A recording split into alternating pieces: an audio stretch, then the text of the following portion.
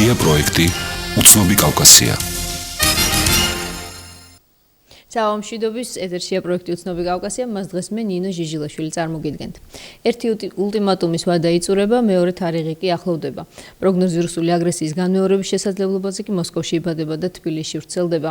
კობა დავითაშვილი ხალხის პარტია და შოთა მალაშხია პარლამენტის ტერიტორიული მთლიანობის აღდგენის დროებითი კომისიის თავმჯდომარე მათ დებატებს მოისმენთ თქვენ დღეს 388-ია ჩვენი ტელეფონის ნომერი ბატონ შოთა ბატონ კობა დიდი მადლობა სტუდიაში მობრძანებისთვის. ბატონ შოთა პირველ რიგში სააგენტო GHN არსებობს ასეთი ავრცელებს დაახლოებით 1 საათის წინ ინფორმაციას რომ პატრული მთლიანად გადაყვანილია საგანგებო რეჟიმზე, უბრალოდ ყაზარმულ რეჟიმზე. Რამდენი შეგიძლია დაგვიდასტუროთ ეს ინფორმაცია და ხომ არ უკავშირდება ეს რაიმე დაძაბულობას, ან მოსალოდნელ დაძაბულობას კონფლიქტის ზონაში? ვერ გეტყვით, არ ამგონია ეს სიმართლე შეესაბამებოდეს. უფრო შეიძლება სამეგრელოს რეგიონში თუ ამდაგვარი ვითარება, ეს უკავშირდება სწორედ გალის მოვლენებს, თქვენ იცით რომ 50 ოჯახი გამოაწევეს იქიდან. ეს რეალურად არის ის რო ეთნოწმენდა რაც მოხდა ამ პერიოდში, ის რეალურად გრძელდება. ამასთან დაკავშირებით ჩვენმა კომისიამ გააკეთა განცხადება საერთაშორისო ორგანიზაციების მიმართ და ალბათ ამაზე ამ გადაცემის სრულობის დროს გვექნება საუბარი, მოგახსენებთ რაზეა საუბარი. ანუ ყაზარმული რეჟიმის შესახებ თქვენ ინფორმაცია არ გაქვთ თუ უბრალოდ არ შეგიძლიათ რომ გამოვიდეს და არ მგონია რომ ამდაგვარი რამე არსებობს. ბატონ შოთა, რამდენი დამაჯერებელია თქვენთვის პროგნოზი რუსი ერთ-ერთი პოლიტოლოგის ფელენგაუერის, რომლის მიხედვითაც უახლოეს ხანში შეიძლება განმეორდეს რუსული აგრესია საქართველოს მისამართით? ეს ერთი რაზეც შეიძლება აუცილებლად ითქვას, რომ ეს პიროვნება აგვისტოს მოვლენების წინაც აკეთებდა ანალოგიურ პროგნოზებს, ამის გარდა მე მაქვს თვითონ დუგინის სტატია წაკითხული და სადაც არის საუბარი რომ თუ ნაბუკოს პროექტი საქართველოსთან მიმართებაში, აზერბაიჯანთან მიმართებაში გავიდა, ისინი არ გამორიცხავენ, კი არა პირიქით მოუწოდებენ რუსეთის ხელისუფლებას, რომ საომარი მოქმედებები კონფლიქტურ რეგიონებში დაიწყოს, იგულისხმება როგორც ყარაბაღი, ასევე საქართველოს კონფლიქტური რეგიონები, ეს განცხადება არსებობს. და ამაზე დუგინი აშკარად და ღიად საუბრობდა. თუ ვიგულისხმებთ იმას, რომ ნაბუკოს პროექტი აპრილის ბოლოსთვის არის განხილვა და შემდეგ საბოლოო გადაწყვეტილება მიიღება მაისის დასაწყისში, აქედან გამომდინარე უნდა ვივარაუდოთ, რომ ამდაგვარი საშიშროება რეალურად არსებობს.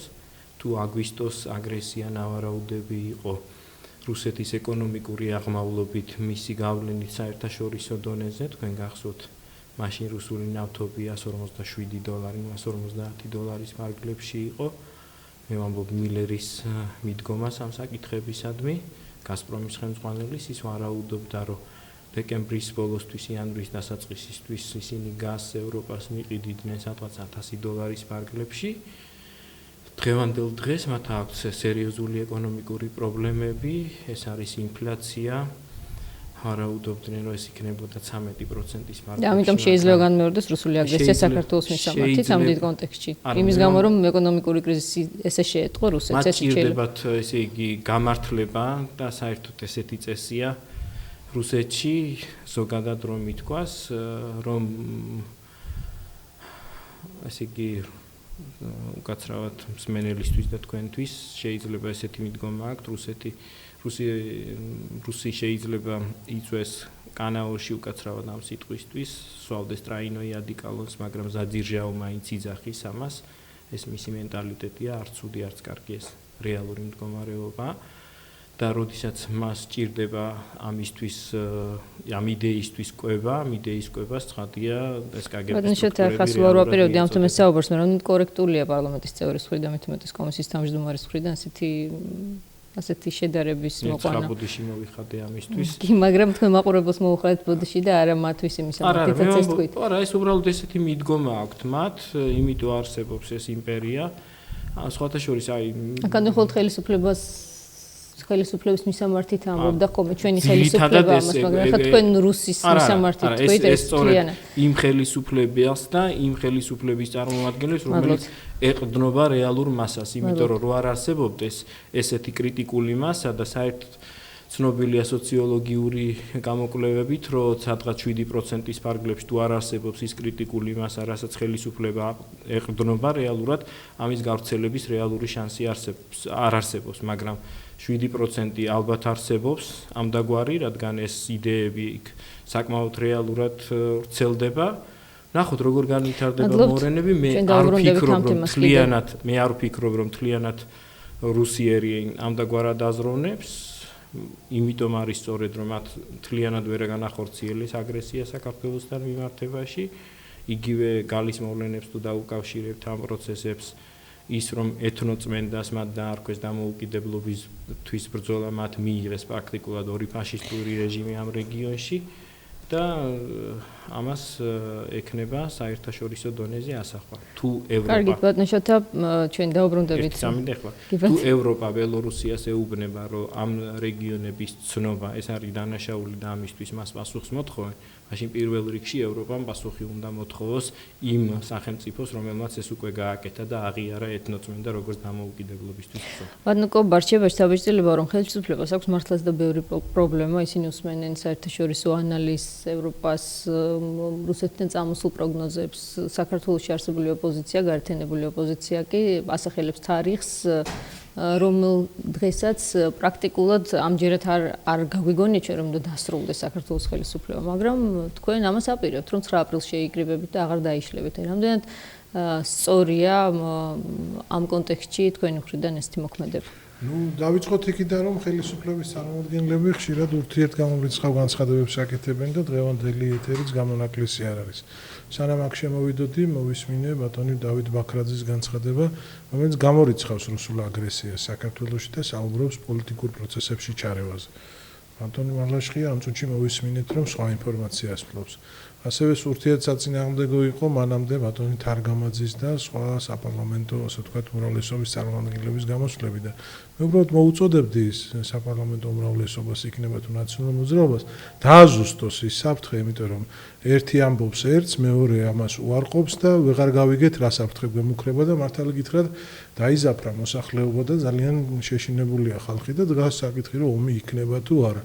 მე მეკმება ესეთი შთაბეჭდილება, რომ თავიდან ხელისუფლებამ გადაწყვიტა ამ აქციების თავიდან აცილების მიზნით წამოეწია ამ სავარაუდო ომის თემა, მაგრამ შემდეგ გადაამლაშეს და ნამეტანი მოუვიდათ და ისე შეშინდა ხალხი, რომ სერიოზულად დაფიქრდა, რომ გვინდა კი ისეთი ხელისუფლება, რომლის პირობებშიც მუდმივად ომის საფრთხე არსებობს და დღეს ცდილობენ ამის უარყოფას. ეთქობა ბატონმა შოთამ ეს ახალი კურსი არ იცის. ან ბატონი დავით ბაქრაძის განცხადება არ მოусმენია და ამიტომ კვლავ პირველ, ასე ვთქვათ, კურს ატარებს ამ გადაცემაში. რამდენად სწორია ეს ბატონ შოთა? გაქვთ ინფორმაცია ბოლოს შეთანხმების თაობაზე, პრინციპში ნაციონალურ მოძრაობას მე ჩემი ფუნქციაც ასებით მაკმაყოფილებს, მე ვარ ტერიტორიული მთლიანობის კომისიის თავმჯდომარე, ამიტომ ვეცნობი იმ პრესას და იმ მიდგომებს, რომელიც არსებობს.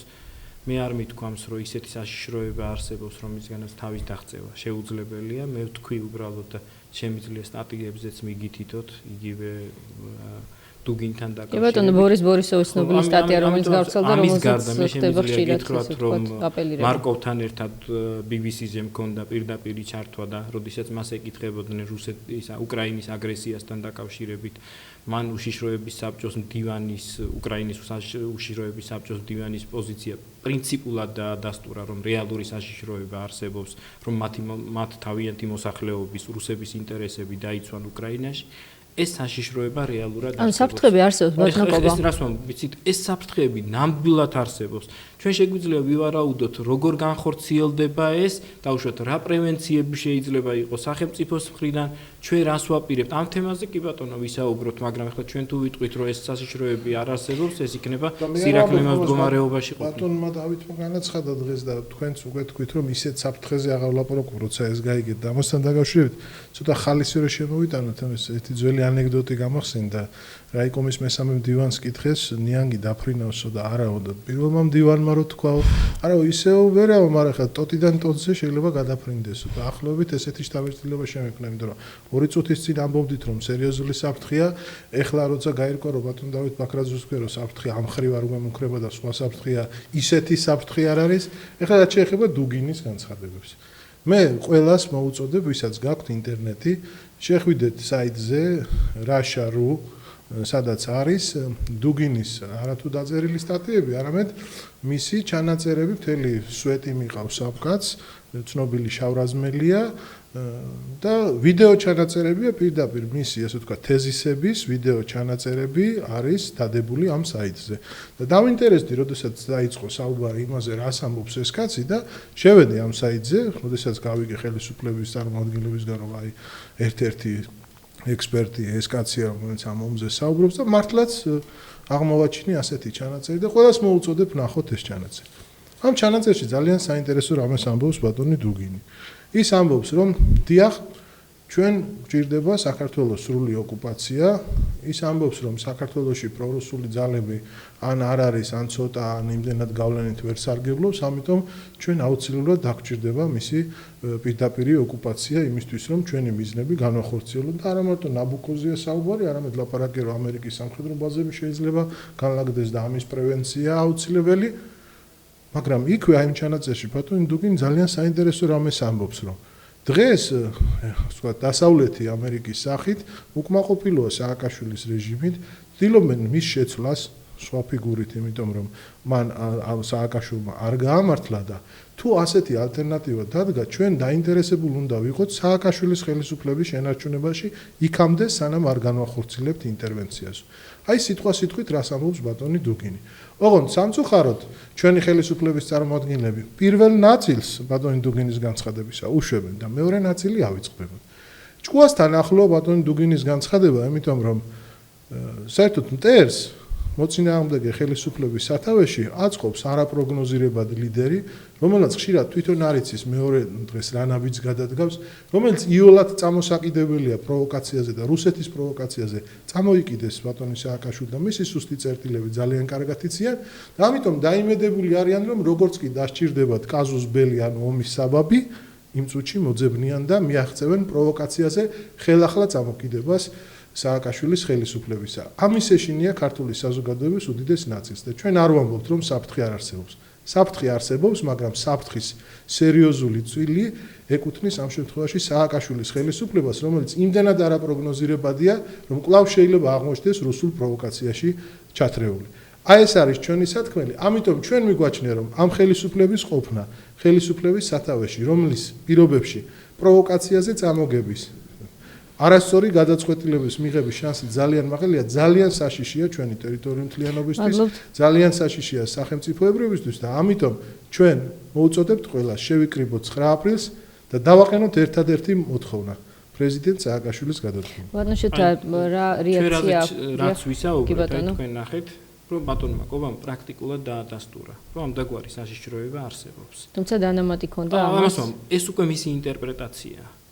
და ბატონო შეთა არა თქვენ ერთხელ გამაწყვეტინეთ მეც ერთხელ და მეც არ გაგაწყვეტინებ კი ბატონო თქვენ უბრალოდ დააზუსტეთ ბატონო კი ბატონო გავიგეთ ეს რაც თქვით თქვენ ბატონობა კი ბატონო არ შეგიძლიათ ამოიღოთ ბატონო შეთა არის პრობლემა მაქვს დიალოგის კულტურა არ მithქვია რომ კობას არ აქვს ეს უბრალოდ ვამბობ რომ მიუხედავად იმისა რასაც საუბრობდა მეონა ნაწილში აბსოლუტურად არ ვეთანხმები სწორედ იმიტომ ამბობ აი საქმე ის არის რომ მან პრაქტიკულად დაადასტურა ის რაც მე ვთქვი რომ ესეთი საშიშროება არსებობს მეორე ნაწილი ეს არის მისი ინტერპრეტაცია და მისი ინტერპრეტაცია გამომდინარეობს იქიდან რომ მას არ აქვს სრული ინფორმაცია და ეს ინფორმაცია მას უნდა კონდეს რა ხდებოდა წინა საომარ მოქმედებების დროს წინა საომარი მოქმედებების დროს რაც ხდებოდა მას სრული ინფორმაცია რო კონდეს ასე შემთხვევაში ამ დაგვარ დასკვნებს არ გააკეთებდა რატომ არ აქვს ბატონო შოთა ეს ხელისუფლების პრობლემა ხომ არ არის რომ კომისიამაც იმუშავა პრესაშიც უამრავი ინტერვიუ ქონდება თუმცა სრული ინფორმაცია საზოგადოებას მაინც არ აქვს შოთას და გავცემას უხედავთ უკვე მეხმარება კი ბატონო რაზეა საუბარი იცით რა არის იგივე საომარ მოქმედებას ცხინვალის რეგიონში იგივე საომარ მოქმედებას აფხაზეთის რეგიონში რუსეთის ხელისუფლება პრაქტიკულად დიდი ხნის განმავლობაში ამზადებდა. ის რომ კოდორის ზემო აფხაზეთის განთავისუფლების საკითხი აფხაზეთმა ჯერ კიდე მარტის რიცხვებში დასვა. შეიკრიბა აფხაზეთის ეგრეთ წოდებული პარლამენტი, მან მიიღო გადაწყვეტილება ზემო აფხაზეთის განთავისუფლების თაობაზე და დაავალა პრეზიდენტს ამის აღსრულება. 96-ის ხელშეკრულებიდან, სადაც ეწერა რომ ამ რეგიონში იარაღის შეტანა არ შეიძლება. დსთ-ის მასშტაბით და აქედან რუსეთი გამოვიდა ასევე მარტში. სწორედ მარტში რუსეთის ხელისუფლების დუმა იხილავდა საკითხს აფხაზეთის და ცხინვალის რეგიონის დამოუკიდებლად გამოცხადების თაობაზე. ასევე რუსეთი მარტის რიცხვებში გამოვიდა ზოგადი შეიარაღებიდან ევროპული მასშტაბიდან მან ამის საფუძველზე მიეცა უფლება რომ წვრთნები ეწარმოებინა ცხინვალის მიმდებარე რეგიონებში ჩრდილო კავკასიაში და ამის წვრთნის დევიზი იყო სწორედ მოწინააღმდეგე და ეს მოწინააღმდეგე იყო საქართველოს მათ ნაღმებზე, უმპარტყოცნებზე და ასე შემდეგ ყველაფერი ეს იყო აქცენტი. თუმცა იყო კიდევ ერთი თარიღი აქვე თუ შეიძლება ჩემს ერთ შეკითხვას ჩავამატებ აქ, როდესაც კოდორში მოხდა სპეცოპერაცია. ეს იყო 2 წლით ადრე. საქართველოს ხელისუფლების მხრიდან განხორციელებული სპეცოპერაცია და იარაღის შეტანის თემა პრინციპში საქართველოს მხარემაც დაარღვია, ძალიან ბევრი ექსპერტი ამაზე საუბრობს. აი კარგი ის არის რა შეიძლება საქმე, იმიტომ მე ამის კარგად მაქვს ნასწავლი და გაეროს არც ერთ დასკვნაში, რასაც თქვენ საუბრობთ, ის რომ საქართველოს ხელისუფლებას ამ რეგიონში ჰქონდა ჭარბი იარაღი და აქ იმყოფებოდნენ გაეროს დამკვირვებლები, არსად გაეროს დასკვნაში ეს არ ფიქსირდება. პირიქით, აქ საუბარია გაეროს დასკვნებში, რომ საქართველოს ხელისუფლებამ განახორციელა სწორედ ეს ოპერაცია და აფხაზური მხარე მიუთითებს, რომ მას ყავს ჭარბი ძალა და სამხედრო შეიარაღება, მაგრამ გაეროს დასკვნებში ეს არ ფიქსირდებოდა.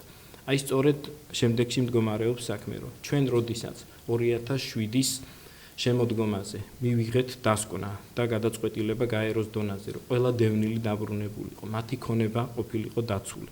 და ამის შემდეგ ვერ მოახერხეთ უშიშროების საბჭოზე ამ საკითხის გატანა და ეს საკითხი გავიტანეთ სესიაზე. და ამ სესიაზე დაიწერა, რომ ამ ტერიტორიაზე მოხდა ეთნოწმენდა, ანუ დანაშაული, ამის შემდეგ გაეროს სესიამ დაავალა გაეროს გენერალურ დივანს პან კი მუნს, რომ უკვე სექტემბრისთვის მას გაეწერა კონკრეტული სქემა, როგორ დაბრუნდებოდნენ ეს დევნილები. მე რასაც საუბრობ, თქვენ ფიქრობთ, რომ ეს რეალურად შეიძლება და მე არაფერს არ ვფიქრობ, მე გეუბნებით დოკუმენტებზე, რაც რეალურად იქნა მიღებული.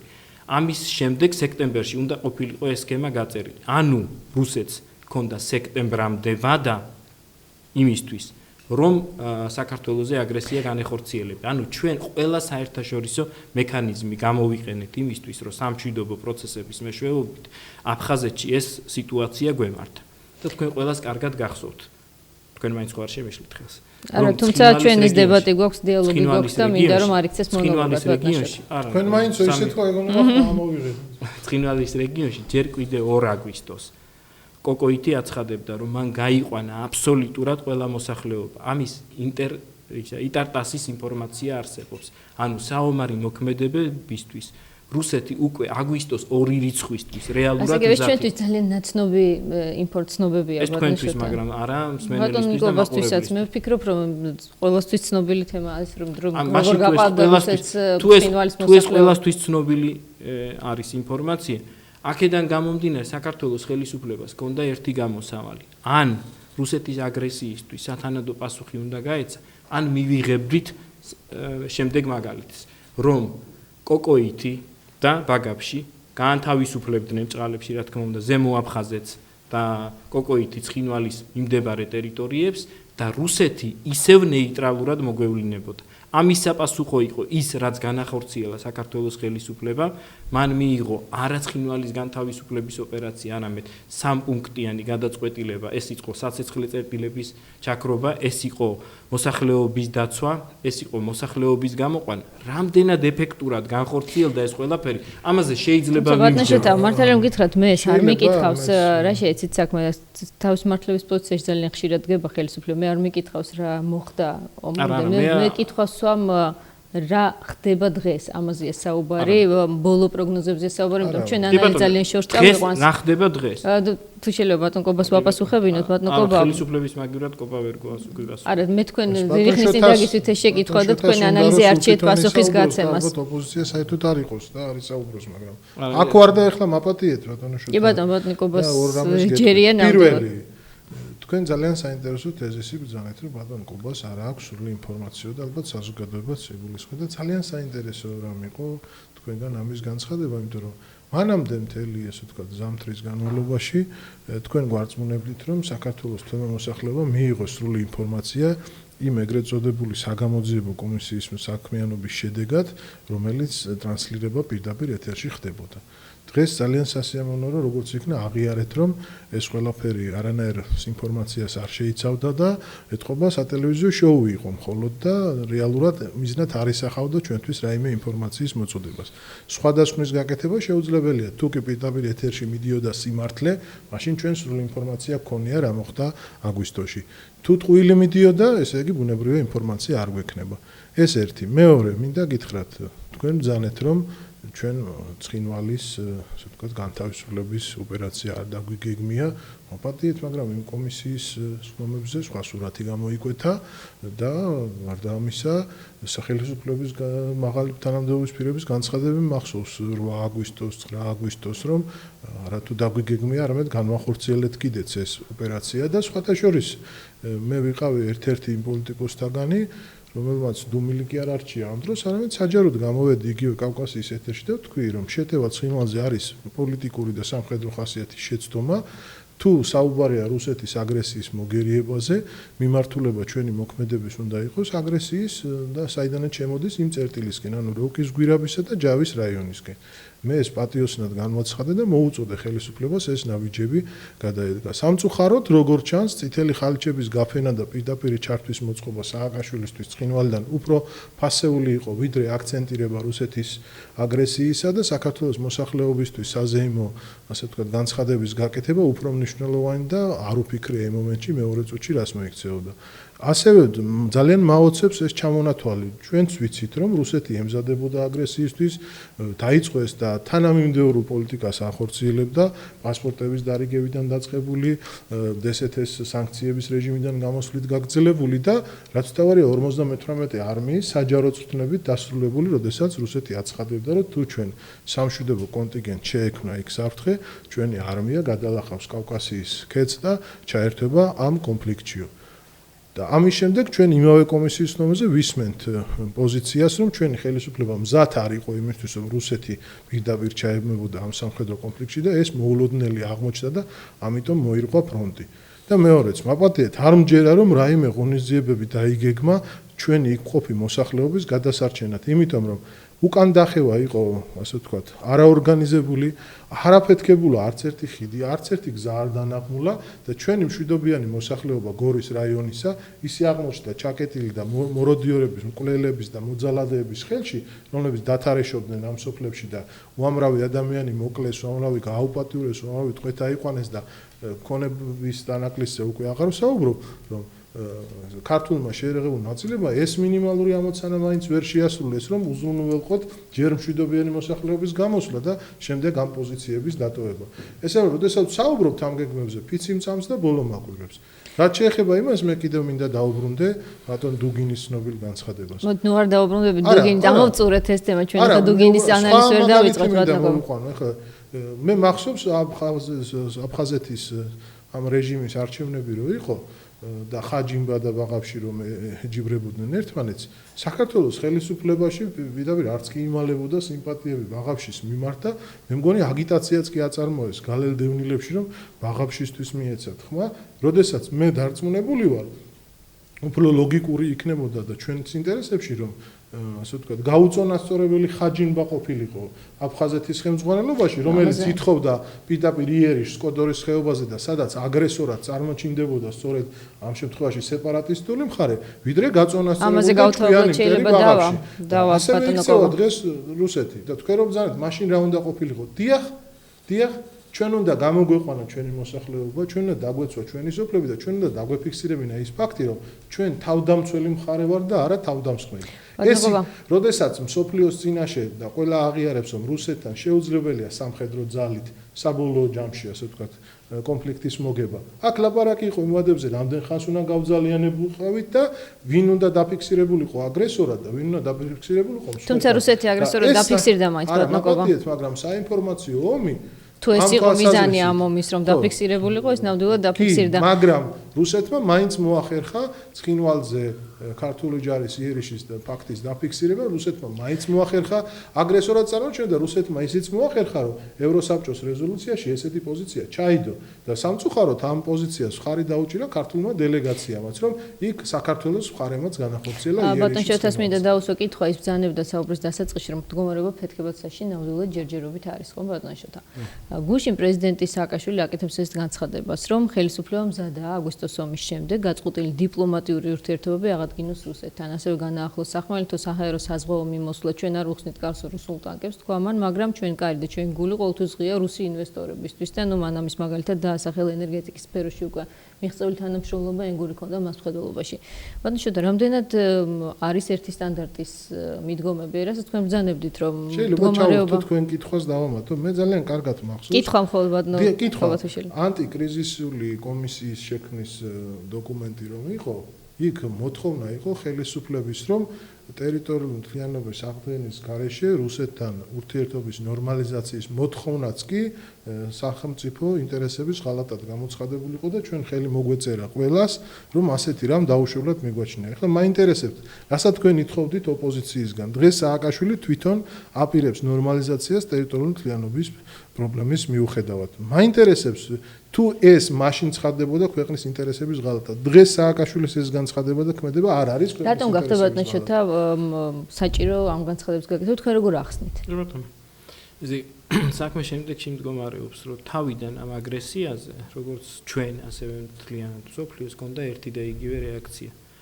მათ დაიწყეს დაუშვათ ნატო რუსეთის ურთიერთობის შეჩერება, ევროკავშირ რუსეთის ურთიერთობის შეჩერება და ამან გარკვეულწილად რუსეთზე იმოქმედა, მაგრამ სწორედ ამ ეკონომიკური კრიზისის გამო რეალურად სიტუაცია სხვა მდგომარეობაში გადავიდა და მახსოვს ეს პოზიცია როდის შეიცვალა მთლიანად ევროპის. ეს იყო კუშნერის განცხადება, კუშნერმა თქვა შემდეგი რაღაცა. რუსეთი გველაპარაკება ევროპის უსაფრთხოებას და კალინინგრადში ისკანდერის იარაღს ათავსებს, ის გველაპარაკება ირანთან სიტუაციის დათმობაზე და პირდაპირ აწვის ბირთვულ იარაღს, ის გველაპარაკება ტერიტორიულ მთლიანობაზე და არღვევს საქართველოს ტერიტორიულ მთლიანობას და ჩვენც უნდა მოვიქცეთ შესაბამისად. ჩვენ უნდა დავიცვათ საქართველოს ტერიტორიული მთლიანობა, ჩვენ უნდა შევიმუშაოთ კონცეფცია ევროპის დაცვაზე, ჩვენ უნდა გავიდეთ პირდაპირ ენაზე. არუ პოლიტიკა პრაქტიკულად სხვა მიმართულებით წავიდა. ისინი რუსეთს ელაპარაკებიან, რომ კიდევ ერთხელ გადადგას გონივრული ნაბიჯი და მოიქცეს გონივრულად და ჩაერთოს ყველა საერთაშორისო დონეზე, მოლაპარაკების დონეზე. და ეს არის მისი ბოლო შანსი. ანუ ევროპა კია და ამერიკა კი არ აპირებს რუსეთის იზოლაციას, არამედ ან რუსეთი დაყვება ან ნებას საერთაშორისო სამართალს, საერთაშორისო მორალს, ან რუსეთი მიდის თვითიზოლაციაზე. აი ამ მიდგომებს ახორციელებს. რაც შეეხება ამ ენერგეტიკის თემას, მე არა მხოლოდ ენერგეტიკა რუსი ბიზნესისთვის კარის ახსნის თემას და დიპლომატიური ურთიერთობის აღდგენას, თუმცა მაშინ როდესაც ოკუპირებულია ქვეყნის ტერიტორიის არანაირი დიპლომატიური ურთიერთობა არ აღდგება, მაგრამ თემა ენგურჰესთან დაკავშირებით ეს რომელიც ძალიან ხშირად ფიგურირებს და რომელიც არასწორად არის მიწოდებული მოსახლეობისთვის, თუ მექნება 2 წუთი ამას ახლა კი ბატონო, მაგრამ მე მაინც მინდა რომ ეს დიპლომატიური ურთიერთობასთან დაკავშირებით ჩაგეკითხოთ, იმიტომ რომ პრეზიდენტმა თქვა, რომ შესაძლებელია ჩვენ მზად ვართ აღდგეს დიპლომატიური ურთიერთობა. ეს სწორედ მოიაზრება ამ ზოგად კონტექსტში, რაც ევროპას აქვს მიდგომა რუსეთისადმი, დიახ, ჩვენ ნებისმიერ ქვეყანასთან, მათ შორის რუსეთთან, ნიკარაგუასთან, ხამასთან ავადგენთ ნორმალურ ურთიერთობას, სწორედ ის სახელმწიფოები ჩამოვთვალე, ვინც ცნო დამოუკიდებლობა, ერთადერთ შემთხვევაში თუ ის ცემს აპივს საერთაშორისო სამართალს, თუ უკან წაიღებს ცნობას დამოუკიდებლობის თაობაზე და თუ განახორციელებს იმ ქმედებებს, რაც ჩდება საერთაშორისო. ანუ ამ ეტაპზე ამაზე საუბარი არ არის. არა, ეს არის პრინციპების დაცვით. აი სწორედ ეს არის ჩვენი მიდგომა და ჩვენი მოგება ამ სიტუაციაში. ჩვენ კი არ ვსაუბრობთ საერთაშორისო დონეზე, რომ აი აქ აუცილებლად ტერიტორიული მთლიანობა აღსადგენთ, თუმცა ეს ყველაზე მნიშვნელოვანია ჩვენთვის. ჩვენ ვამბობთ, რომ ამ ტერიტორიაზე ირღვევა ადამიანის უფლებები. აქ ადამიანებს არ აქვს თავისუფალი გადაადგილების უფლება, ქონების ფლობის უფლება, სწავლის უფლება, რწმენის უფლება, ქონების ფლობის უფლება. ანუ ყველა კონვენცია, რომელიც არის დარღვეული საერთაშორისო დონეზე და ჩვენ ჩავთვლით, რომ ამ თქვენთვის ვეუბნებით ევროპელებს, ამერიკელებს, რომ აქ ტერიტორიული მთლიანობა აღდგენილია, ერთადერთ შემთხვევაში თუ ეს პრინციპები იქნება დაცული და ჩვენ იმისთვის რომ ეს პრინციპები ყოფილიყო დაცული 18-21 წლებში დავასრულებ რა, იმიტომ რომ ჩვენ რეკლამის რო გვაქვს უბრალოდ ეთერში და 18-21 წლებში ჩვენ ამას აღნიშნავდით კონსტიტუციაში და ვაფიქსირებდით. 91 წელს, როდესაც დამოუკიდებელი ვიყავით რეალურად, მაშინ 28 ადგილს ვაძლევდით 17% აფხაზს და ქართველებს ჰქონდათ მხოლოდ 26 ადგილი. და საქართველოს ხელისუფლების ახალი ხელისუფლების გადაწყვეტილებით ეს ადგილები პრაქტიკულად აღარ არსებობს. არა, ეს სხვა კონსტიტუცია იყო, აფხაზეთზე იყო ლაპარაკი და მეტიც დღევანდელი ხელისუფლების ხელში ჩვენ ვაძლევდით იმაზე მეც რაც შეიძლება ზოგადად დაფიქსირდეს საქართველოს კონსტიტუციაში. ეს იყო ვიცე-პრეზიდენტის პოსტი, ეს იყო თავისუფალი ეკონომიკური ზონები და ეს იყო ვეტოს უფლება აფხაზურ საკითხებთან დაკავშირებით. ალბათ რეკლამის მერე კი ბატონო, ჩვენ ენგურხეს სისტემასაც შევეხებით, თუმცა რეკლამის შემდეგ ბატონო კობასაც ექნება საშუალება ჩვენს მსმენელებსაც რომ შემოგვიერთდნენ დროებით.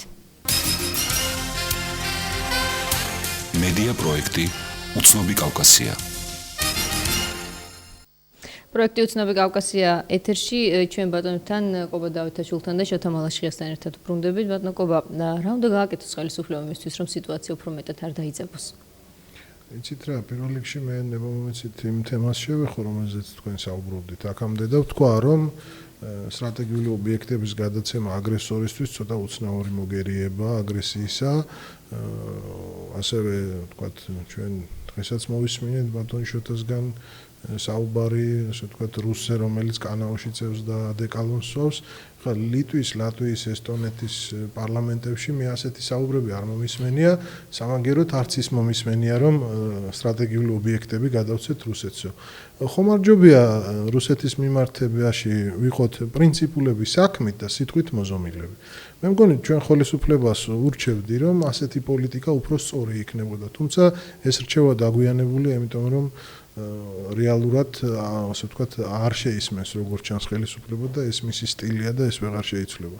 ეხლა რაც შეეხება ბატონ სააკაშვილის განცხადებას, მე არ მომისმენია რომ ტერიტორიული მთლიანობის აღიარებას თუ წაიღებს უკან ასეთ შემთხვევაშიო ეთქვას მას. არა, ის ლაპარაკობს დიპლომატიური ურთიერთობის აღდგენაზე, ბიზნესისადმი კარგ ახსნილობაზე და ასე ვთქვათ სხვა საკითხების მოლაპარაკების მაგიდასთან გადაწყვეტაზე.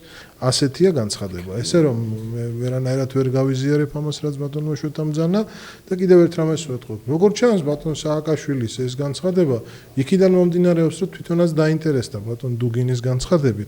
ყურადღებით მოусმინა და აღმოაჩინა საოცარი რამ, რომ რუსებს ის აწყობთ საქართველოს ხელისუფლების სათავეში და ასე ვთქვათ, როგორც ჩანს, საპასუხო კონსტრუქციული ნაბიჯის გადადგმა გადაწყვიტა აგრესორის მიმართ. ასეთია ჩემი შეფასება. ეს საინტერესო შეფასებაა. მე გულწრფელად ვამბობ, მე არ მჯერა, რომ საქართველოს ტერიტორიული მთლიანობა აღდგება სააკაშვილის პირობებში. მე არ მჯერა, რომ რომელიმე კრიზისი დაიძლევა სააკაშვილის ხელისუფლების პირობებში.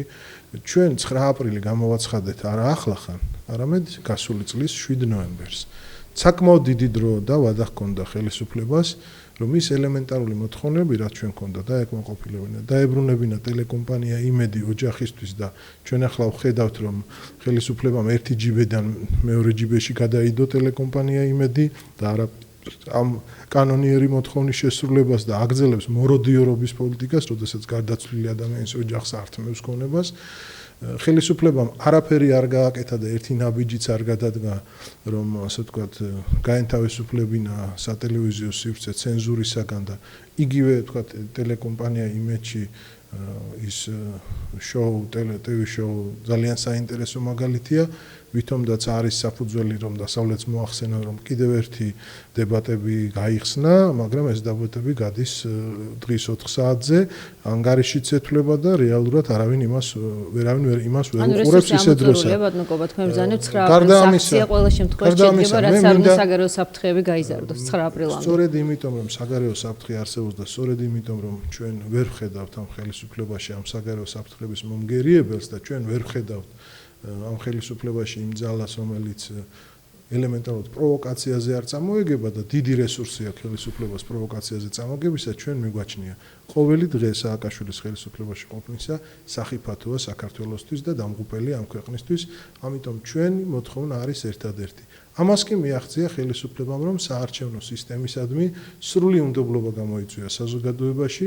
დღეს აღარავინ არ ითხოვს არც ერთი ოპოზიციური ჯგუფი რიგ გარეშე საპარლამენტო არჩევნებს და ერთადერთი მოთხოვნა არის პრეზიდენტ სააკაშვილის გადადგომა. ამას მიაღწია ხელისუფლებამ იმით, რომ 7 ნოემბრიდან დღემდე უკან გადადგა ნაბიჯები და არა წინ. და ერთ რამესაც ვიტყოდი, მე მაინტერესებს ძალიან ხშირად ვისმენ ხოლმე, რომ 7 ნოემბერს, ასე ვთქვათ, ჩარშანწინ შეცდომები დაუშვა ხელისუფლებამაც და ოპოზიციამაც და ჩვენ რაღაც პასუხისგებლობაზე მოგვიწოდებენ.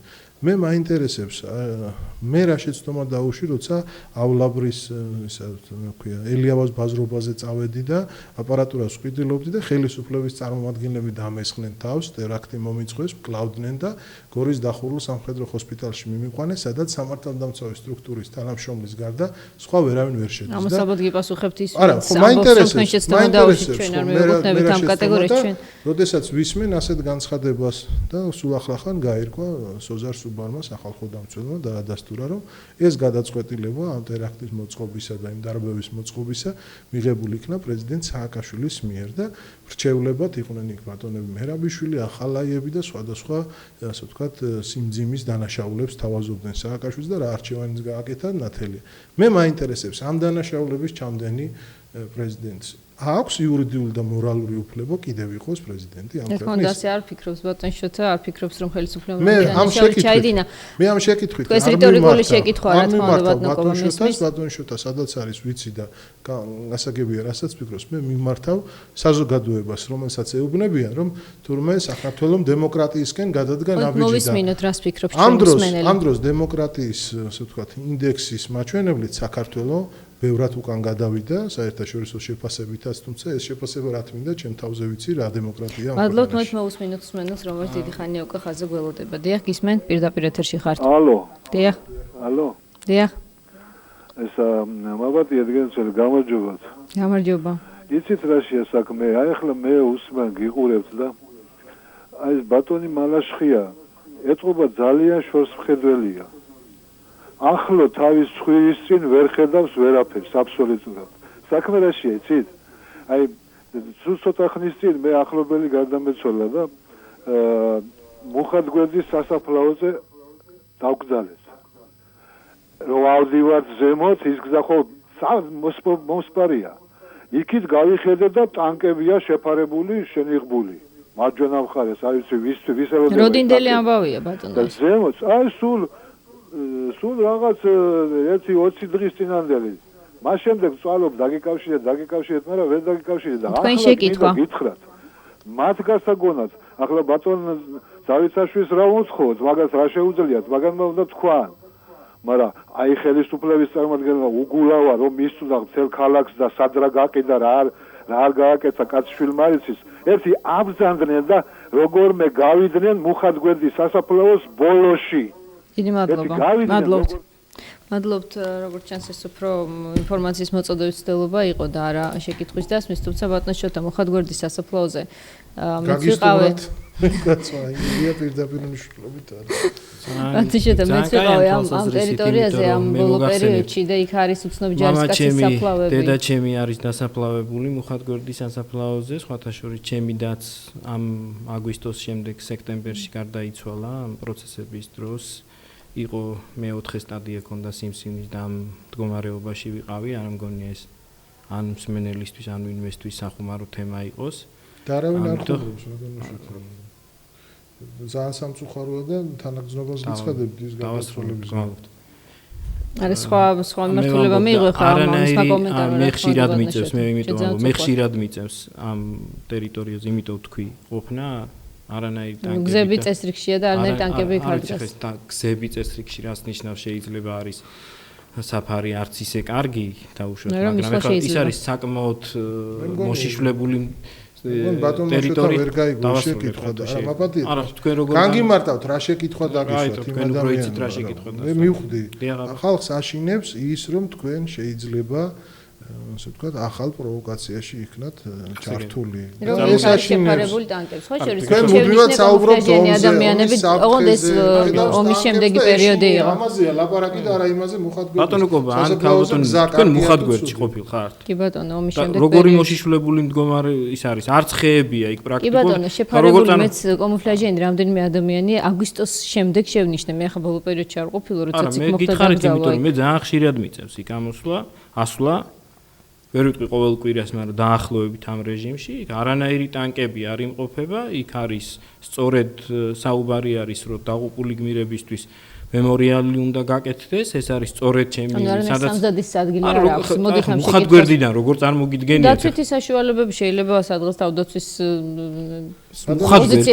მუხათგვერდში? თბილისის შემოსასვლელია მუხათგვერდში. სად სასაფლაო ხო იცით სად არის? თბილისის შემოსასვლელში. ის ადამიანი სხვა რამეს გეკითხებათ, მაპატიეთ რა, ახლა ნუ დავიწყებ საუბრებს სადღია, სადა არავინ არ გთხოვ თქვენ სამხედრო საიდუმლოების გამხელას და გასაგებია რომ თქვენ ამ შეკითხვას ვერ უპასუხებთ. კითხვას დაგიკონკრეტებთ, მაშინ და მე დაგისვათ, რა აწუხებს საზოგადოებას. შეთანხმებული იყო? არა, შეთანხმებული არ იყო. მე მივხვდი იმ ადამიანს, ასეთი ადამიანი ბევრი ხვდება, რომელსაც ეშინია ომის. და როდესაც თქვენ ხშირად იმეორებთ, რომ ომია მოსალოდნელი და თქვენ ამ წუთში განაცხადეთ, რომ ჩვენ აგვისტოში აბსოლუტურად სწორად მოვიქეცით, მოსალოდნელი იყო ომი და დავგეგმეთ ოპერაცია ჩვენი მოსახლეობის ინტერესების დასაცავად, ხო? ეხლა მე გეკითხებით აი ახლა თქვენ რახან ომს მოელით ხომ და საფრთხეს გძნობთ რუსეთისგან კიდევ აპირებთ ასევე ისეთივე ოპერაცია დაგოგმოთ და ისევე გადაარჩინოთ მოსახლეობა როგორც აგვისტოში პირდაპირ შეკითხვაა ეს ბატონო შოთა თუ შეგიძლიათ იქნება უპასუხოთ ბატნიკობას თქვენი ოპონენტის ამ შემთხვევაში შეკითხვას ბატონო ეს არის რაღაც გავრცობილი და ინტერპრეტირებული ვარიანტი მაგრამ მუხათგვერდი თბილისიდან არის დაშორებული 5 კილომეტრზე მაინც სულ მინიმალურად ამიტომ იქ რაიმე სამხედრო ტექნიკის შენახვას პრაქტიკულად აზრი არ აქვს. ხო შეიძლება ახლა მაინც გიპასუხოთ. გასაგებია, მაგრამ სიტყვას ნუცბანზე ამიგდებ და ნუც მუხათგვერდზე მე სხვა რამეს გეკითხებით და სხვა რამეს. გასაგებია ბატონობა, თქვენ და შეკითხვა ბატონო შოთა უპასუხა როგორც შეეძლოს მაყურებელი გაჩის. ამის გარდა რეალობა არის აბსოლუტურად სხვა. იგივე აგვისტოს რო დაუბრუნდეთ. სწორედ ამაზეა საუბარი, რომ ელემენტარული სამხედრო განათლება მაინც ვისაც აქვს. სამხედრო ოპერაცია აგვისტოში სწორედ რუსეთს აწყობდა იგივე საფრენის საშუალებებისთვის, იგივე ოლიმპიადის თვალსაზრისით, იგივე სახმელეთო გადაადგილების თვალსაზრისით, ანუ ჩვენ რომ ეს ოპერაცია დაგვეგეგმა, არ არის საუბარი იმას, რაზეც მე ვისაუბრე რუსეთი რას აკეთებდა მარტში და ასე შემდეგ. ამ ოპერაციას ელემენტარულად ოფიცრის დონეზე, ლეიტენანტის დონეზე ადამიანისთვის რო გეკითხათ, დაგეგმავდა ან დეკემბერში, ან იანვარში, ან იმ პერიოდში, როდესაც თოვლის საფარი იყო ნორმალური და ეს არის ჩვეულებრივი ადამიანის დასკვნები. ეხლა რაც შეეხება, მე არ მიპასუხია ბატონი კობა ცლად საუბრობდა ენერგეტიკულ საკითხებთან დაკავშირებით. ეს საკითხები ხო შეიძლება, იმიტომ რომ ბატონმა კობამ ბრალი დადო საქართველოს ხელისუფლებას, რომ ის იდის ენერგეტიკულ ობიექტებზე. ეს საკითხი ჰაერში გამოიცა. ძალიან მოკლედ თუ შეიძლება, იმიტომ რომ ჩვენ ცოტა დრო გრჩება ბევრი საკითხი. ახლა ბალანსი ხო უნდა იყოს და. კი ბატონო, ბალანს ვაკონტროლებთ. თქვენ ძალიან ბევრი ისაუბრეთ ისტორიულ თემატიკაზე, აი ამ ქართულ ოსური რუსული. თანაბრად თქო, რა თქმა უნდა, ხო? დავასრულებ ხო შეიძლება. კი ბატონო. პირველ რიგში უნდა ითქვას ის, რომ ჩვენ ამ ხნის განმავლობაში ენგურ ჰესიდან ღებულობდით მხოლოდ 60% ელექტროენერგიისას და 40%-ს ისედაც ღებულობდა აფხაზური ხელისუფლება. საქმე შემდეგში მდგომარეობს, რომ რუსულმა კომპანიამ, რომელიც საქართველოს ჩვენს მიერ კონტროლირებად ტერიტორიაზე ფლობს ობიექტებს, მან განაცხადა, რომ ის ადმინისტრირებას გაუკეთებს იმ 40%-ს, რომელსაც ჩვენ ამ ხნის განმავლობაში რეალურად არ ვაკონტროლებდით. და ამისთვის საქართველოს ხელისუფლებას მისცემს დამატებით 20 მილიონ ლარს. 15 აქამდე ასეთი ვერსიაა. კარგით, ორივე ეს თანხა იმათ, რომ რუსულ კომპანიას მართლობაში გადაეცა რუსულ კომპანიას, ამ რუსულ კომპანიას თბილისში აქვს თელასი, აქვს მეცხრე ბლოკი. ამიტომ ჩვენთვის არსებობს კანონი ოკუპირებული ტერიტორიების შესახებ და ლაპარაკია იმ 40%-ის ადმინისტრირებაზე, რომელსაც ჩვენ ვერანაირად ვერ ვახორცებთ. დადგა დღის წესრიგში დღეს ბატონო აი ოკუპაციის პირობებში. თქვენ არა თქვენ ისტორიას ყვებით და რატომ დადგა ეს? ჩვენ ვიცით რომ 60% აქეთ იყო 40 იქით იყო და ეს ყველაფერი ჩვენთვის ამიტომ ამბობ თუ არ მოხერხდებოდა ამ 40%-ის ადმინისტრირება და მათ უნდათ ამის ადმინისტრირება მოეხერხებინათ, ასეთ შემთხვევაში მათ პრობლემები ამას თუ გააკეთებდნენ საქართველოს ხელისუფლების გვერდის ავლით, ასეთ შემთხვევაში მათ შეექმნებოდათ პრობლემები ჩვენს მიერ კონტროლირებად ტერიტორიას. ხო მეორე ხანს არ ხერხდებოდა ამ 40%-ის კონტროლი. ამ 40%-ს აფხაზეთის დე-ფაქტო ხელისუფლება უფასოდ ღებულობდა ამ ხნის განმავლობაში. შემდეგ არის მეორე შეკითხვა, რომ ეს მარტო საქართველოს ხელისუფლებამ მოიფიქრა, თუ სხვაგან სადმე ხდება ანალოგიური რამ. მე გეტყვით, რომ ხაზას სექტორს ისრაელის ხელისუფლება ელექტროენერგიის 59%-ს აწვდის. და გარდა ამისა, რეალობა ბატონიშო. არა, იქ უარესი რეალობაა ამ თვალსაზრისით, თუ ეს თუმცა გაგანია კონფლიქტის დროს დარწმუნებული ვარ არ გაუყიდია, უბრალოდ არ მიუცია მართლობის უფლება. მე ზუსტად ეს თემა არ ვიცი მართალი მითხრა რაზეც და ისრაელის თემა. მოდი უკან დავამოდეთ ენერგეტიკის საქართველოს ენერგეტიკაში. 59%-ს აწვდიდა იგივე როგორც აწვდიდა საომარი მოქმედებების წინა პერიოდში და ასე შემდეგ. გარდა ამისა, დარჩენილი 51%-დან 8%-ს აწვდის მხოლოდ ეგვიპტე, დანარჩენ 33%-ისთვის ელექტროენერგიისთვის დიზელს ასევე აწვდიდა ისრაელი. საომარი მოქმედებების დროს მან დიზელის მიწოდება შეამცირა, არ მიაწოდა, შეამცირა და ელექტროენერგიის პროცენტი 7%-ით ვერ გავიგე ჩვენ ისრაელი ვართ თუ ღაზას სექტორს უფრო ვგევართ, ვერ გავიგე მართალი მითხრით. გეუბნებით თქვენ ხომ თხოვეთ რომ სამხედრო უპირატესობა და ისრაელის ფარდი უპირატესობა ვეგიხსნით სამართლებრივი თავალსაზრისით როგორ არის თუ რაოიესი დაარღვევს იმ პირობას და მე მეცაც გეტყვით, აი კარგი უფრო შორსაც წავიდეთ. ეს პრობლემა არის თვითონ რაოიესისთვის რუსეთში და ეს პრობლემა არის რაოიესისთვის აფხაზებთან მიმართებაში, გულისხმობ დე-ფაქტო ხელისუფლებას. მეტიც, ჩვენ კი არ უნდა აგვეტეხა აქ ესეთი უკაცრავად ამ სიტყვისთვის ზედმეტი ხმაური ამ საკითხთან დაკავშირებით. ამის შემდეგ ბაღაფშმა ატეხა ანალოგიური ხმაური, იმიტომ რომ ისინი ამ სიტუაციიდან ამოვარდნილი დარჩნენ. კი, ჩვენ შეგვეძლო, არ მიგვეწოდებინა ეს 40%-ით აფხაზებისთვის, მაგრამ მე მგონია, რომ ეს არის უაზრობა პირიქით, ჩვენ უნდა მივაწოდოთ ელექტროენერგიაც და გაზიც როგორც ცხინვალს, ასევე აფხაზეთს და ვაწვდით ამას ვაკეთებთ ცხინვალის რეგიონში და რომ არ მიგვეწოდებინა, დავუშვათ ასეთი რაღაცა, ტექნიკური საშუალება არსებობს, ერთადერთი არის ის, რომ 2-3 წლის განმავლობაში ის მართვის პუნქტი, რაც არის გალის ტერიტორიაზე, უნდა გადმოგვეტანა ან ზუგდიდში, ან წალენჯიხაში. ამდენი წელი თუ არ გადმოტანილ ბატონშეთ, ეხლა რატომ ბატონობას შეიძლება კომენტარის სხვა შემთხვევაში დავასრულებ, ხო შეიძლება. თქვენ ასრულებ ძალიან ორი წუთი მინდა. არ 2 წუთი ბევრია, 2 წუთი. ერთი წუთი კი ბატონო, ხო არ ვივაჭრებთ. ან კაშხალი უნდა გაგვეჩერებინა და ის უნდა გადაგვეკეთებინა წყალსაცავად. წინააღმდეგ შემთხვევაში თუ ეს ამუშავდებოდა ეს ტურბინები ამ 40%-ს აფხაზეთის დე-ფაქტო ხელისუფლება უნდა გაგვეკეთებინა გეტყვით. ძალიან მოკლედ თუ შეიძლება. ისევე როგორც, როდესაც რუსეთი ამზადებდა ოპერაციას 58 არმიის საკუთარი სამშვიდობოების დასაცავად, ჩვენ უნდა შეგვეწყვიტა ამ სამშვიდობოებისთვის სამშვიდობო სტატუსი და ჩვენი ნებართვით მათ არ უნდა ქონოდათ იქ ყოფნის უფლება და სპეკულაციის საშუალება არ მისცემოდა რუსეთს, რომ სამშვიდობოებზე მოხდა გასროლა და ასე შემდეგ. ისევე ქართველსა და აფხაზს შორის რუსი არ უნდა იდგეს არც რაოიესი და არც რუსის სამშვიდობო. და თუ მისაწოდებელია ჯობია პირდაპირ ურთიერთობა გქონდეს აფხაზთან და ისე მივაწოდოთ ეს ელექტროენერგია. როგორც აქამდე ვაწვდით 7 დიახ უსტატუსად დღეს დამოუკიდებელ აფხაზებს როგორ მივაწოდოთ ენერგია. და თქვენ აღიარებთ უკან დიდი ბოდიში მაპატიეთ ბატონოშოთა, მაგრამ სხვა დროს არ შეგეშალოთ ეს. დღეს არც გუშინ იყო აფხაზეთი დამოუკიდებელი, არ დღეს არა. არა, ჩემთვის არასდროს არ იქნება, მაგრამ გეკითხებით რა სტატუსით მივაწოდოთ. იგივე რუსის შუაში დგომას მე მირჩევნია არაფორმალური ურთიერთობა მქონდეს აფხაზთან. საუკეთესო მოდელად მიიჩნეოდა სხვათა შორის ენგური აფხაზების და ქართული ენერგეტიკოსების თანამშრომლობის. რუსის შუაში დგომა მე არც სამშვიდობო ძალის გზით მინდა და არც რაოიესის გზით მინდა. და და არ არის ეს კონფლიქტის გადაჭრის გამოსავალი რუსის შუაში დგომა. აი εμას ვამბობ. და რა ვიცი სახელმწიფო კომპანიას ხოთე. და არ არის კერძო. დიახ, იმ სახელმწიფოს პირდაპირ აგრესორი ჩვენ ვაძლევთ ბერკეტს. დიახ, გისმენთ პირდაპირ ეთერში ბრძანდებით, საღამშვიდობის. ბატონ შოთასთან მაქვს შეკითხვა. კი ბატონო. ბატონო შოთა, თქვენ და თქვენი ნაცმოძრაობის წევრები, რასაც ლაპარაკობთ, თქვენ თვითონ გჯერათ? თქვენ იმხელა უფსკრული გააჩინეთ საზოგადოებასა და მთავრობას შორის. რომ ამას ვერაფერი ვერ ამომავსეს თქვენ თუ არ წაბრძანდით საერთოდ ხელისუფლებიდან. ჩვენი ქვეყანა ჩამოგვამხეთ თავზე.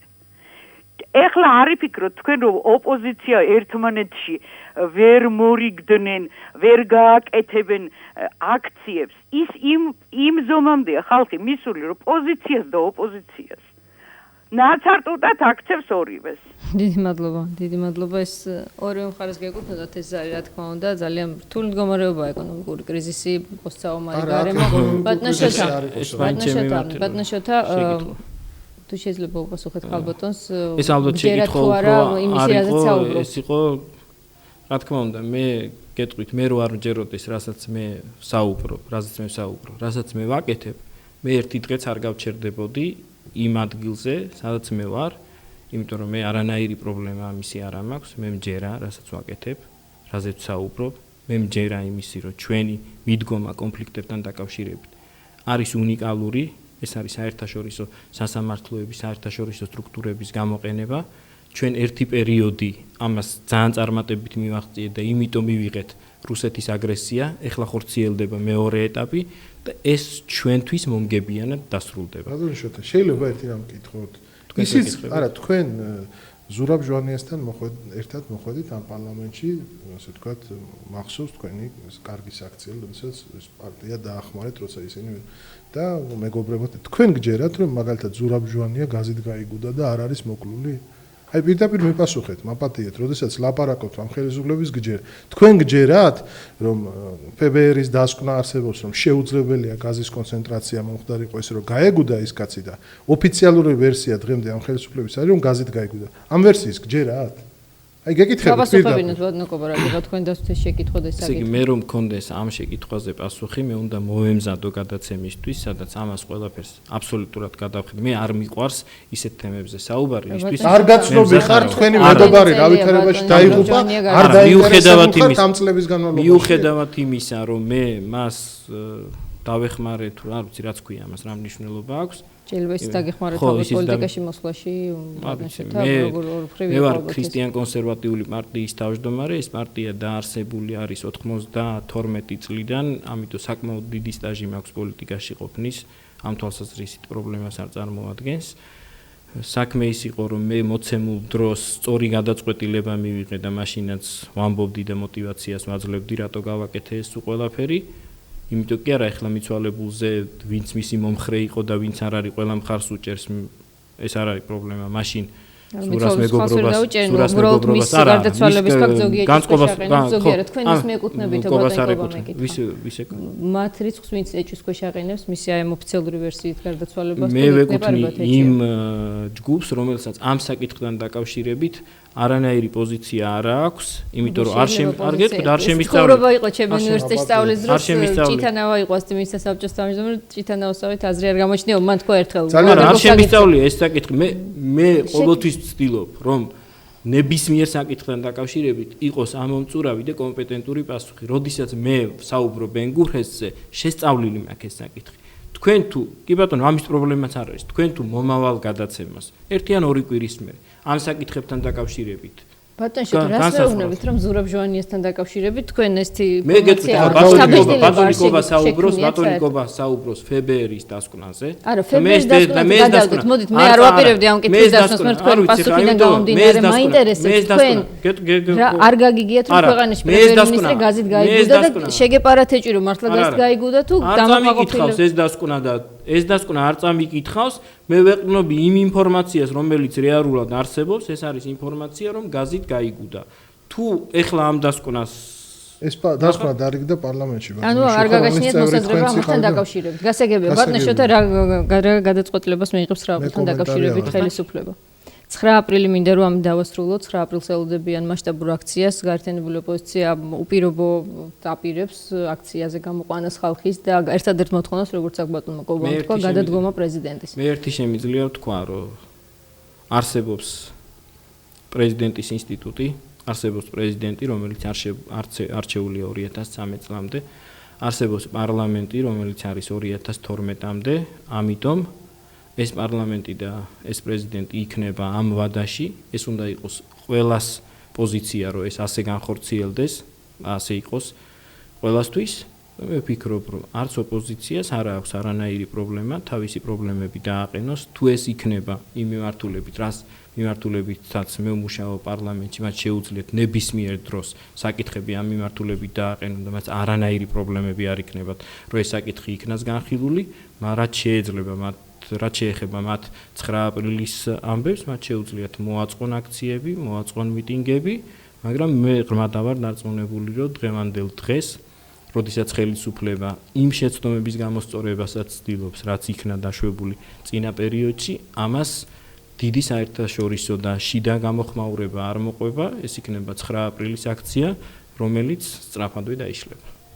ბატონო კობა თქვენ მოისმინეთ მოსაზრება არაპირებს ხელისუფლება სერიოზულად აღქმას აი ამ თქვენი აქციის ხომ არ ფიქრობთ რომ საგარეო საფრთხების გათვალისწინებით შეიძლება დაგისვათ ბოლომდე შეკითხვა რომ საგარეო საფრთხების გათვალისწინებით რაც ამ ეტაპზე გამოკვეთილია შეიძლება ოპოზიციამ რაღაცა ფორმით გამონახოს საერთო ენა 9 აპრილამდე ხელისუფლებასთან და გადაწიოს თუნდაც ამ აქციის თარიღი არა ეს გამორიცხულია ერთი მარტივი მიზეზის გამო ჩვენ მოვერიდეთ გართულებას, მოვერიდეთ ექსცესებს, მოვერიდეთ ბევრ ამეს გაუფრთხილდით და 20 იანვარს ხალხი არ წავიყვანეთ პარლამენტის მიმართულებით. ამის შედეგად ჩვენ მივიღეთ აგვისტოში ომი, სადაც ხალხიც დაიღუპა და ტერიტორიებიც დავკარგეთ და როდესაც ეს გვახსენდება დღეს არანაირი საფუძველი არ აქვს, იმედი გქონდეს ხომ ხელისუფლებისა რომ არ იქნება არ აღმოჩნდება ახალ პროვოკაციაში ჩართული რომელიც ყველაფერი სხვისი ბრალი იქნება მაგრამ ჩვენ კიდევ რაღაცას დავკარგავთ და რაც თავარია ბატონო კობა 7 ნოემბერი იყო მაგალითი თქვენთვის დიდი ბოდიშით ჩვენ ბოლომდე ვაპირებთ ბრძოლას სააკაშვილი არ აურჩევი არც 2000 წლამდე არა საქართველოს მოსახლეობას და არც პარლამენტი ამ შემოქმედებით არ არის ლეგიტიმური ეს არის ჩვენი პოზიცია და ეს სხვათა შორის საერთაშორისო დასკვნებშიც გამოიხატა შუალედურ დასკვნებში ყველგან იდო რომ მესამედში არჩევნო უბნების სახმები გაყალბდა და არასწორად დაითვალა და ბოლოს ახლა საერთაშორისო მხარდაჭერა ჰქონდა ბატონ სააკაშვილს ამერიკის ადმინისტრაციის მხრიდან და მიაღწია დასკვნების ასე ვთქვათ კომპრომისი თქვენი მხრიდან არ იქნება ჩვენი მხრიდან კომპრომისის ყველა შესაძლებლობა მოიწურა იმ ერთი წლის განმავლობაში, როდესაც ჩვენი ქვეყნის კატასტროფა დავინახეთ და სერიოზულად დავფიქრდით. იქნებ ჩვენ უფრო გადამწყვეტი და ასე ვთქვათ, გაბედული მოქმედება რომ ყოფილიყო, ეს კატასტროფა ქვეყნისა აგვეცილებინა თავიდან. ესე რომ მე ახლა ვერანაირი კომპრომისის საფუძველს ვერ ვხედავ, ეს ხელისუფლება უნდა წავიდეს, მიხეილ სააკაშვილი უნდა წავიდეს და შემდეგ ჩატარდეს ქვეყანაში ნორმალური არჩევნები. და ბატონო შეეძლო ძალიან პატარა კომენტარი დიალოგის აუცილებლობას თუ ხედავთ. წავიდეს, არამედ პრეზიდენტის ინსტიტუტზეც უნდა ვთქვათ უარი, იმიტომ რომ ერთმართველობა, უკონტროლო ხელისუფლება და ერთ ხელში ხელისუფლების კონცენტრაცია არის სწორედ მიზეზი იმ უბედურებისა, რაც ჩვენ ქვეყანას ჭირს და დროა გადავიდეთ საპარლამენტო მართლობაზე. ძალიან მოკლედ აუცილებლობას ხედავთ თუ არა რომ 9 აპრილამდე საჭიროა დიალოგი ოპოზიციასთან, რომ არ მივიდეს ქვეყანა იქამდე, სადაც არ უნდა მივიდეს. არა მარტო 9 აპრილამდე, არამედ 9 აპრილის შემდეგაც ეს დიალოგი არის აუცილებელი.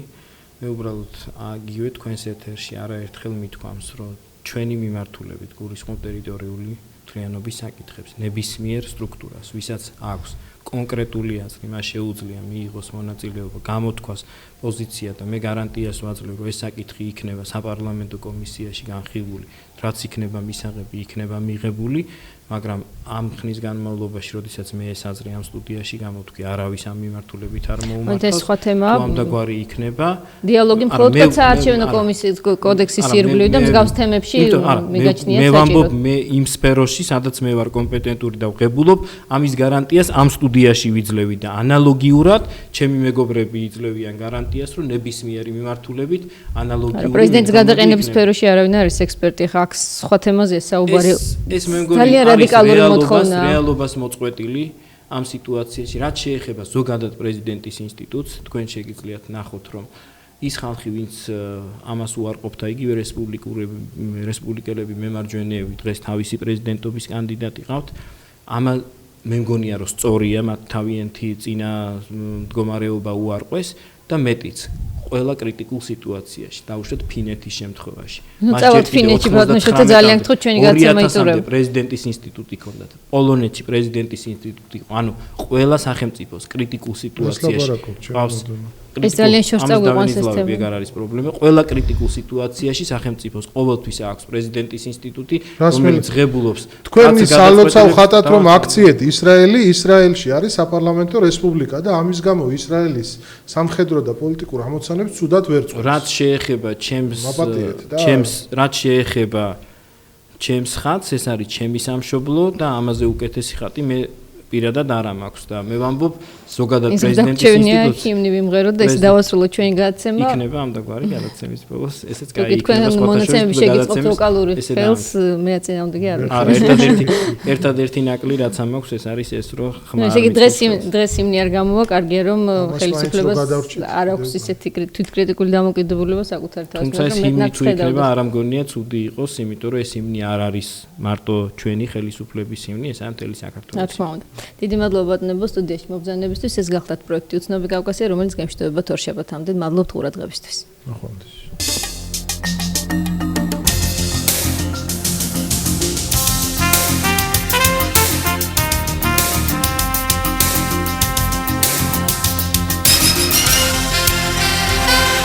ეთერში იყო გადაცემა უცნობი კავკასია.